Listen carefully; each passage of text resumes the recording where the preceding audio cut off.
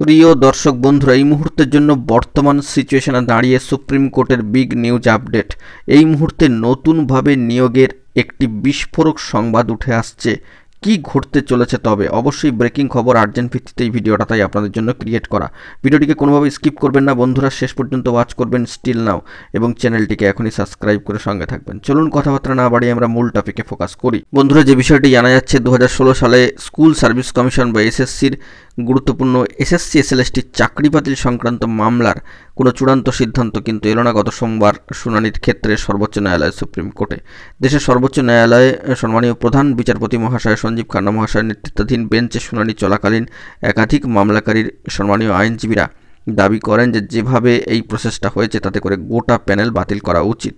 যদিও ওই দিন সংশ্লিষ্ট বিভিন্ন পক্ষের বক্তব্য মনোযোগ দিয়ে শুনেছেন এবং অবজারভেশন রেখেছেন সম্মানীয় বিচারপতি, তবে কোনো সিদ্ধান্ত তিনি কিন্তু নেননি। যখন পুরো প্যানেল খারিজের দাবি জানানো হয় মহামান্য আদালতে, তখন সম্মানীয় প্রধান বিচারপতি মহাশয় বলেন যে নতুনভাবে নিয়োগ মানে অনেক জটিলতা, অর্থাৎ নতুনভাবে আবার নিয়োগ করতে গেলে কিন্তু অনেক জটিলতা আসবে। তো ওই দিনের সওয়াল জবাব শেষে বেঞ্চ জানায় আগামী 10ই ফেব্রুয়ারি ফের এই মামলা শুনানির দিনক্ষণ রয়েছে, দিনক্ষণ কিন্তু রাখা হচ্ছে। সেই দিনই কিন্তু এসএসসির প্রায় এই 26,000 চাকরি বাতিল মামলা সংক্রান্ত বিষয়টির কনক্লুশনে চলে আসতে পারে বা শেষ হতে পারে, এমনটাই জানা যাচ্ছে প্রাসঙ্গিকভাবে। যদিও ওই দিন শুনানিতে একাধিক মামলাকারীর তরফে আইনজীবীরা জানাচ্ছেন যে এই নিয়োগের ক্ষেত্রে যে প্রসেস, তাতে করে সেই কারণে 2016 পুরো প্যানেল বাতিল করে 2025 সালে নতুন করে নিয়োগের মাধ্যমে প্যানেল তৈরির আর্জি জানানো হয়।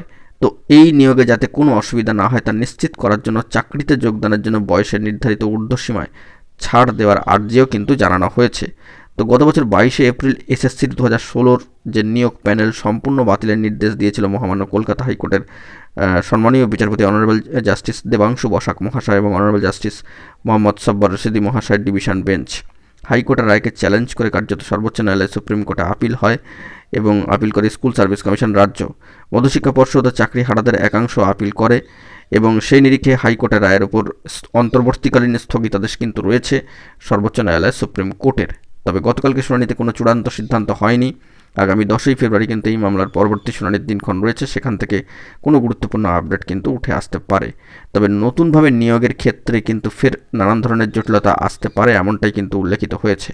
তো দেখা যাক পরবর্তী ক্ষেত্রে কি আপডেট উঠে আসে। এখন এটুকুই, সকলে ভালো থাকবেন, চ্যানেলটিকে অতি অবশ্যই সাবস্ক্রাইব করে সঙ্গে থাকবেন। ধন্যবাদ।